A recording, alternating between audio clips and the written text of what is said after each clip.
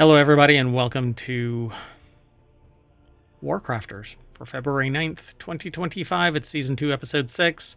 I am Mayor Watt, and along with the sentient AI from the future, we talk about 5 articles that are aggregated into ohmtown.com and a sub-channel called WarCrafters. It's the name of the show. Not all of our articles are going to come from it, but if you are interested in gaming news, that's where it all gets aggregated to, with some other stuff depending on the content being aggregated elsewhere.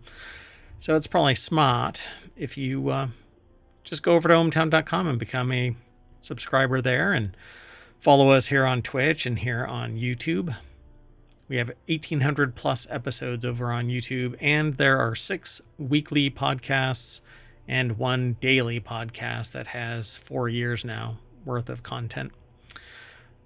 All right, let's get into these 5 articles. They're going to be Nightreign won't be a live service, Dig VR, 22K games, $5 Soulslikes, and 8 things to do in Kingdom Come Deliverance 2.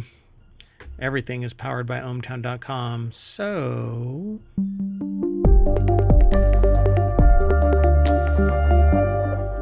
hello, sentient AI from the future. Hello, Mayor Watt, and hello, hometown citizens. All right. It's been an interesting week. Various kinds of news out there. We need a distraction from reality, so let's talk about some games. So we've got 5 games set up. This first one that we're, well, not 5 games, 5 news articles, but they're all about gaming. Elden Ring Nightreign won't be a live service game, according to From Software, the developers of the game. I instantly flinched when I heard a new game was coming out because it seemed like everything is going to live service. Why? Well, it probably works for the software developers, right? The companies, not necessarily the consumers. Yeah, so the problem has always been, or I don't know if it's always been, it feels like everything is switching over to live service. I'm trying to figure out why all of a sudden your audio started acting kind of hinky. So yeah, while we troubleshoot that, I don't like live service games because it basically makes it so that the company at any time can just decide to turn it off. In fact, there is a Marvel game that is being turned off in 2 months, even though people have been paying into it. What is it called? Marvel. It's Marvel Rivals, I think. Not Rivals. What is the one that's just now turning off? Doggone it. Snap? No. That's brand new. That actually got turned off because of something else. Super War. No. It isn't Multiverses. Snap. There it is. Multiverses. Thank you. Wow. 4th time's the charm. Yeah, just running down the list. So yeah, Multiverses is being turned off, and it's one of those frustrating things that falls under the stop killing games kind of edict, but it's up to companies, right? So like the EU has already said you can't force a company to keep a game going, and well, it makes sense, but why should the company benefit from providing the service, and because it doesn't make enough, they kill it outright, yet they keep all of my money? You know, oh, well, it's because, well, you had enough fun, so we're taking it away. Right. But as you always say, like if somebody came into your residence and took something, you'd be pretty bent out of shape, and that's really what's happening. Yeah. So the article is over at Newsweek, and it's by Rahul Mahamder, and the title of this is Elden Ring Nightreign won't be a live service game, says From Software.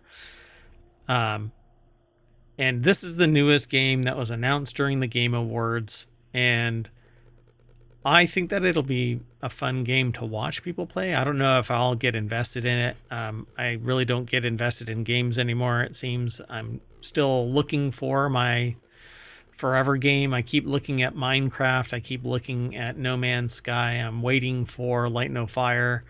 I'm hoping that Light No Fire is the one that I start out with and I kind of die on that hill. Hey, if you want today's articles, by the way, you can hit exclamation point and then WC for WarCrafters, and Omatron will spit out today's articles into the chat, and you can click on the links. So while the developer has implemented multiplayer mechanics in its games before, Nightreign looks more similar to modern, ever-evolving multiplayer titles like Fortnite, while fans are assuming that Nightreign would be riddled with live service systems like battle passes and an always evolving meta. From Software says that it won't be the case. Just announced, for instance, is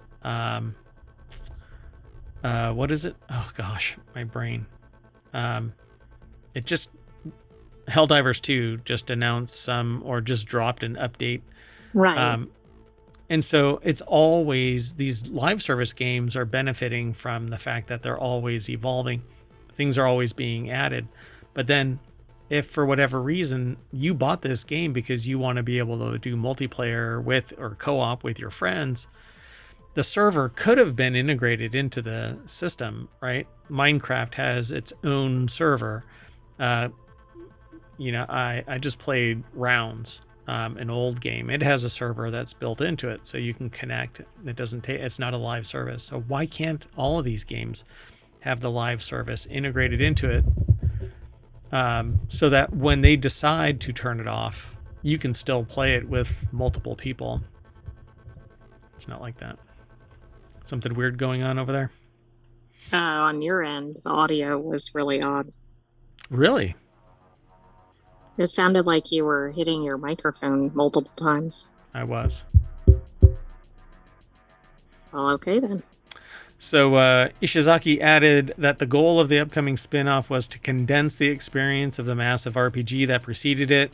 In doing so, Ishizaki reiterated that the company isn't simply following trends by making a multiplayer-only spin-off.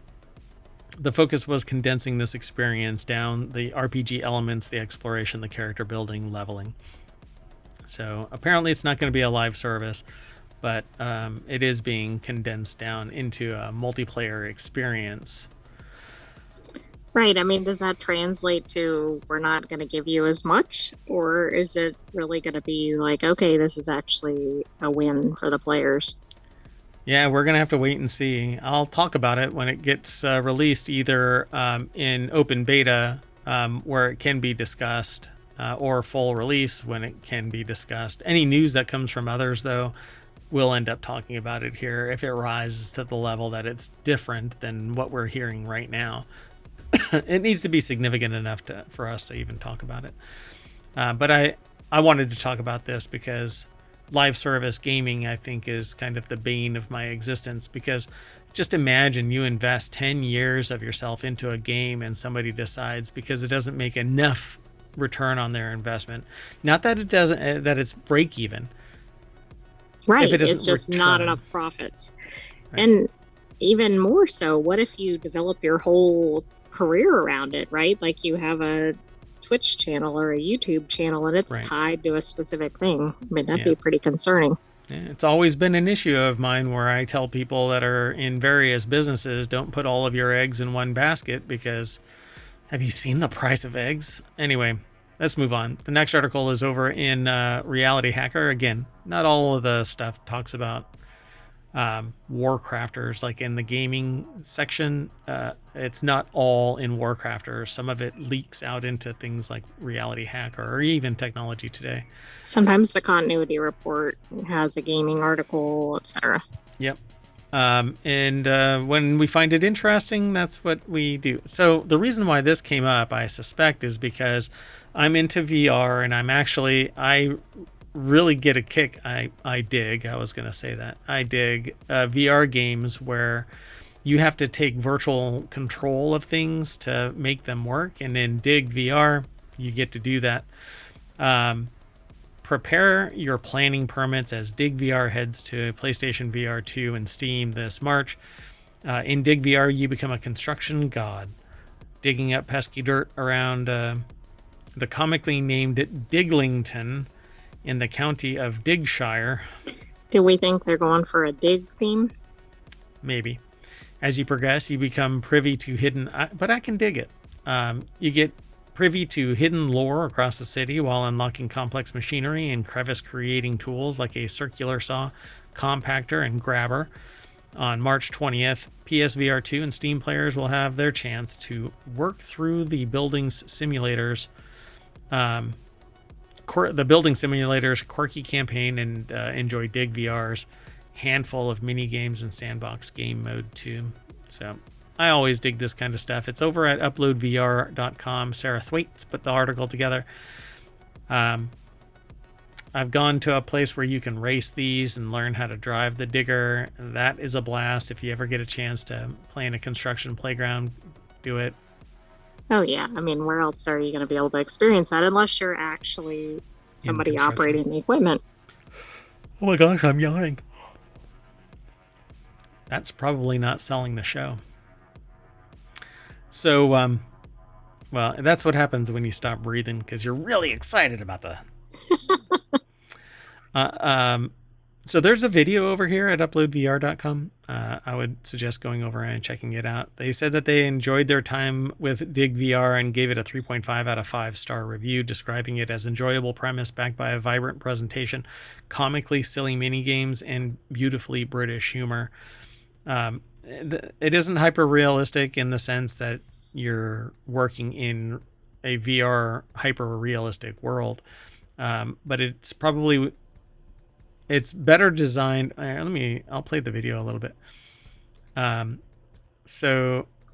It's not like what you would think of if you're like something is happening around you.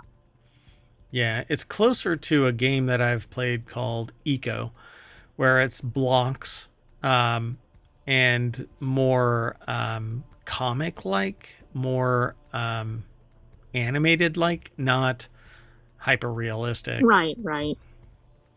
But it seems like it would be fun. Okay, I'm going to keep on going over to the next article, and that one's over in WarCrafters.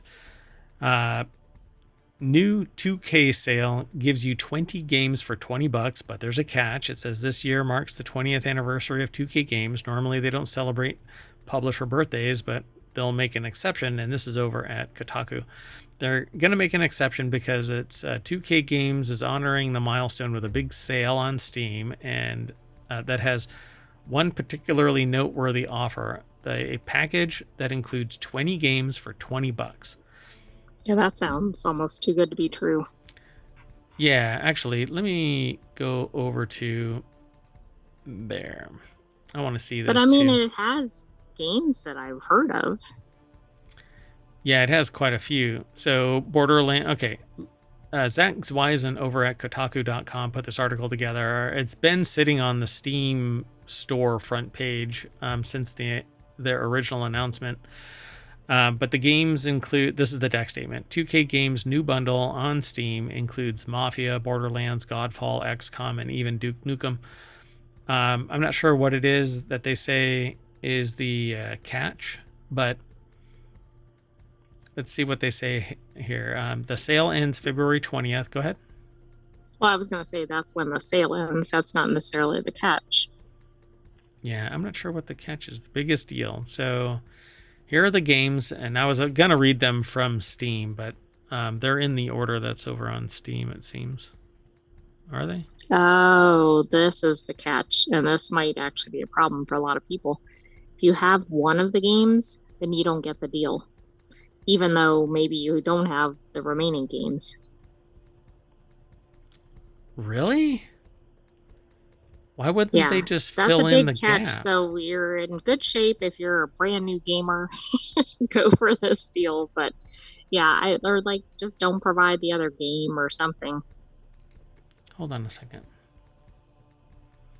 So according to this, I don't have any of those games because it's saying that I can buy this for $20.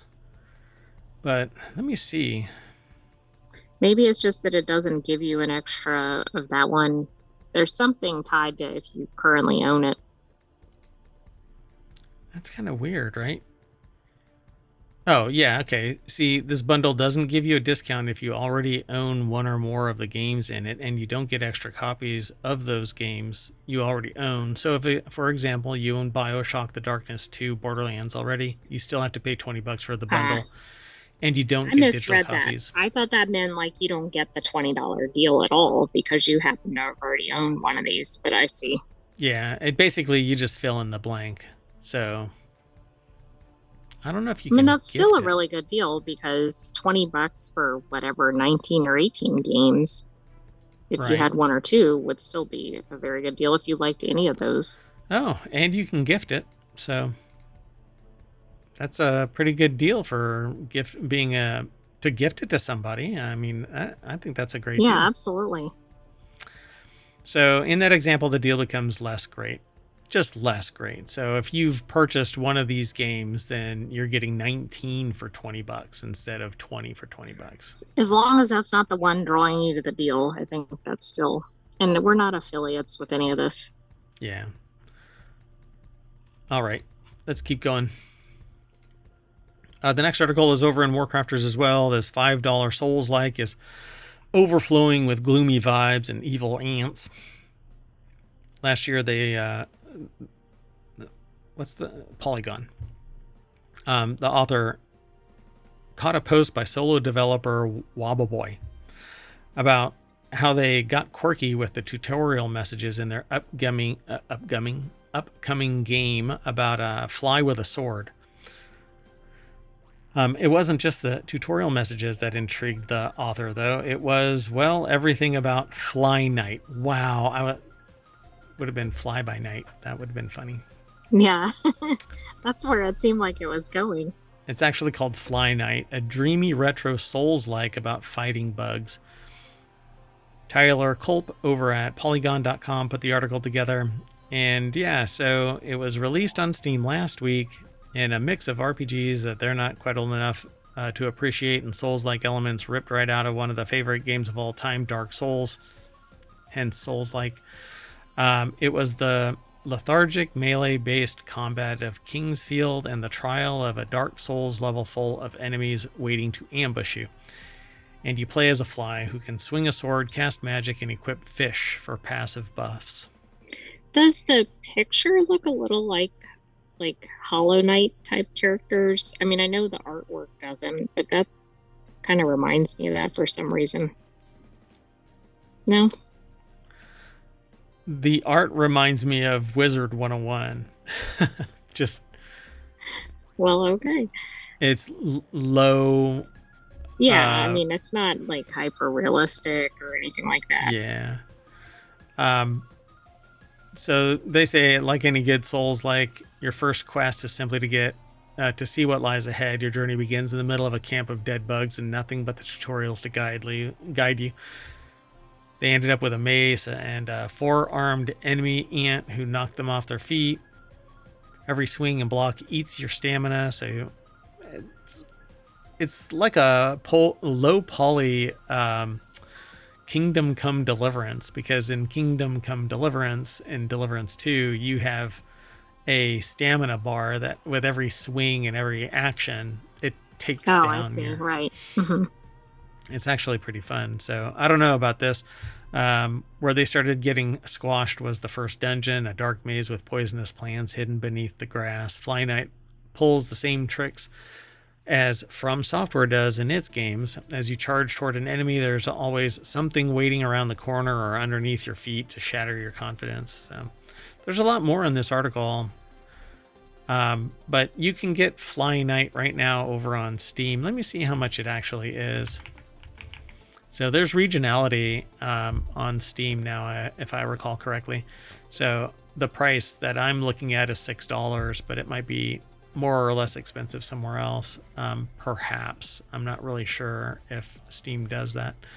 I know that Twitch does that, but So they say they're not even ready to think about all that yet, and that's all this stuff up above. Developer Wababoy has also promised to release a new Game Plus mode with remixed levels and enemy placements, as well as a randomizer mode that dumps everything into a blender each time you play. The whole, what do they call it? New Game Plus, like New Game Who Dis. It actually refers to starting the game over, but you have more stats. Right. Okay. And your enemies are emboldened a little bit too. And so you get stronger, but it's at a different proportion than your enemies. Otherwise, you're basically just starting the game over again. But right, which is not always a win. It depends on what you want to do with the game. Yeah. You keep your stuff and get buffer, basically. What was the game? What was the name of that game? Stardew Valley? No. That can't be Starfield. Starfield, thank you. Yeah. It only took me 2 times. Why did you say Stardew? That can't be Stardew Valley? I knew that wasn't the right kind of game that you were referencing, but that was the name that came to mind. It came to mind. That's right. All right. You ready to go on to the next thing? I am, and I'll try not to come up with any other game names during this episode because it's not happening. That's great. That's great. So the next article and the last one for today's WarCrafters is over in WarCrafters. 8 must-do things for a strong early game in Kingdom Come Deliverance. I actually wondered if this article was in here when you referenced it, but I didn't want to say anything in case it wasn't. Yeah, I had to drag Kingdom Come Deliverance. It's been out for a few days. Kingdom Come Deliverance is an ambitious game that transports players to Bohemia in the Middle Ages. Essentially, if I recall correctly, that's Turkey nowadays. Let me make sure. I'll look that up. Okay. So, immersing them in an epic journey filled with challenges and discoveries through the eyes of Henry, the protagonist. This Czech Republic. Oh, Czech Republic. That's right. Oh, I'm so sorry. I totally knew that. Just, I don't know. It slipped my mind. I'm sorry about that. The moment you said that, everything clicked back into place. I'm like, oh, God. So Kingdom Come Deliverance, it says you basically take on the persona of Henry, the protagonist. The title stands out for its realistic mechanics and accurately recreate the era's conflicts and authentic atmosphere, ensuring an immersive and historically grounded experience. And so this game, when you first see like trailers and stuff of it, you'll go, wow, it's a beautiful, land, a beautiful world that it's creating. And you may or may not buy into it, like the story and all of that. If you've never played Kingdom Come Deliverance, the original, you're not fully engrossed in the story. You're not really attached to it. But the moment that you watch people play it, you get sucked into this. That's interesting. It's an amazing piece of software, and you actually either really like the protagonist, or depending on which direction they go, you don't. But you can take on the persona of whatever you want. And you build relationships, and you have to talk to people to get certain things, information and leads and stuff like that allow you to go through the story. There's a core story, and then there's all kinds of subordinate inputs into that main story. Eduardo Arredo over at Game Rant put the article together. And I've been watching several people play pretty much every day. And I find it very engrossing. It's kind of like watching, not really a sitcom, depending on who it is that I'm watching, because they can be very, very silly, or they can be very, very serious, or somewhere in between. But you're basically in the Middle Ages. You start out with nothing. You can actually you don't have to follow the storyline. You could sit there and become a master blacksmith, and slowly engage in the storyline, but build a massive amount of wealth while you're doing it, because you get taught skills, and you can craft brew like potions and stuff, or you can make armor, or you can make weapons. And it says the start of the game can seem complicated, requiring close attention to details and adaptation to challenging dynamics. However, certain decisions made by players help ensure a good start of Kingdom Come Deliverance 2, making Henry's initial progress in this new adventure smoother. So they say, talk to Bara as soon as possible. She's the one of the first NPCs that Henry encounters when the game starts, and starts the whole ball rolling with how to get started. It says, fortunately, it's not difficult to find her, since she calls out Henry's name in Troskowitz, and wears a red dress that draws attention. Speaking with her can grant important regional details and directions on where the protagonist should go to survive the first few hours of Kingdom Come Deliverance, because there is a day-night cycle. Oh, okay. Then going to meet Radovan. That's the blacksmith that teaches you how to make weapons, sharpen your weapons. Introduces Henry to the crafting system, useful for earning a few groshens, that's the money, and buying new items from the shops. The blacksmith, Radovan,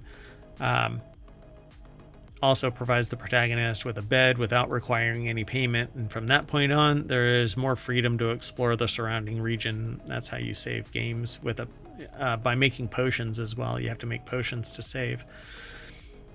Your horse ran off in the original. So pebbles can be found in one of the blacksmith Radovan's quests, so you have to go through that. It says, do not save perks for later. It is important to invest in the new skills for Kingdom Come Deliverance, and you have this massive set of perks that help you out. Okay, so you should actually use them and not hold on to them. That seems a little counterintuitive. Yeah, like it says, 15 available perk points, and if you're not utilizing them, then they're not doing anything to actually assist you, so you might as well do it, right? Then it says it is possible to acquire a bow fairly early in the game. You can actually go to, I believe it's a training center, perfect for those wanting to try range combat in Kingdom Come Deliverance 2. So in the beginning of the journey, you can feel daunted, or it is daunting actually, as the character does not have many pieces of equipment. However, there are some weapons that can be obtained free, including a bow that appears once exploration of the open world is unlocked. This item can be found along a small dirt path at a crossroads between Troskowitz and Takov. And somewhere around there, if I recall correctly, there's a training center where you can actually earn a lot of money simply beating other people. And there's a whole gambling side of this where you can play dice. It's a special game. Interesting. Dice, using 5 dice or more. Actually, I wonder if they'll spin that off as another game. Yeah, it would be interesting, because I've actually thought about it, like bringing it into ohmTown to play. And then they say, visit Tomcat. After accumulating some gold, this character teaches one of the best skills in the game. I think it's the Master Strike. Yeah. So it's a certain combo so that when you do the right move, you basically knock your opponent unconscious. It says this skill is a game changer, just like in the first Kingdom Come Deliverance, enabling Henry to handle opponents more easily. It automatically counters any enemy as soon as a perfect block is executed. Tomcat's location can be discovered, and more about him can be learned by speaking with Bara. Again, you need to speak to everybody who's willing to talk to you. And even your appearance, if you've gotten in combat and you're bloodied, when you go to talk to somebody and you've got blood all over you, even in the real world, right? Nobody's going to talk to you. They'll call the police. Right, but I didn't know games would account for that. Yeah. And your clothing can be dirtier than your face because you washed your face and hands off, but your clothes are still dirty, so you have to go and get them laundered. Otherwise, people are like, you smell really horrible. Oh, and here's the archery range that I was talking about earlier. I've never even played the game. I didn't buy it, mainly because I know that it's a time sink and I don't have a lot of time. So archery tournaments are perfect for earning gold coins, groschen, in Kingdom Come Deliverance 2. And as long as you're fast and steady-handed, then you can win these pretty easily. It says the tournament can be challenging for beginners because the archery system in Kingdom Come Deliverance 2 does not provide a crosshair for aiming. You have to learn how to do it. Yeah, that's interesting and kind of contrary to every other archery game that I've seen. Yeah, there's no crosshair, so you have to fire it once and learn quick. Otherwise, if you don't, you're just going to be wasting shots. And then finally, the marigold decoction recipe as soon as possible. Healing potions are indispensable for combat. So learn how to do these decoction recipes so that you can basically heal. It says it's not a cheap item costing 150 groshens, and it makes Henry come some time to gather all that money, especially considering other necessary equipment. Nonetheless, it is an investment worth making regardless of the price, because healing potions are essential to surviving any situation in the game, particularly combat. I mean, that probably goes for a lot of games, right? If you can't heal, you're not going to last very long. Yep. So if you can get all of the materials, the crafting for alchemy is complex and time sensitive. You have to lift a pot and set it down and grind stuff in a mortar and pestle and add a certain amount in a certain order, and it's quite fascinating. There's a whole recipe book and an area where you do the alchemy, and you set the book down and it opens up and you flip through the pages. It's very immersive, but it's a blast to watch people play it, let alone play it if you're into this kind of a game. GameRank gives it a 10 out of 10, by the way. So, but it is violent, it is bloody. There's a lot of language, colorful language, but as long as you go, look, this is a game, it's not real world, don't sit there and try and turn a game into the real world, then anybody that might want to play this that isn't necessary, well, any children that are going to play this, they can be taught right from wrong. Anyway, all good points. So go over and check out the rest of this article because it has more detail for you to kind of wade through and do a decoction of this article. Ta-da! It's come full circle. It has. But that's it. You want to just end the show, huh? That's fine. Okay. Well, we got to go back to the main page. That's right. So we're going to decoct ourselves right back to the front page of WarCrafters over at ohmtown.com. It's a little clunkier to get there, you have to go to ohmtown.com, and then under creative and maker is WarCrafters. You click that link, it takes you here, and then you have a bunch of news that you can read about.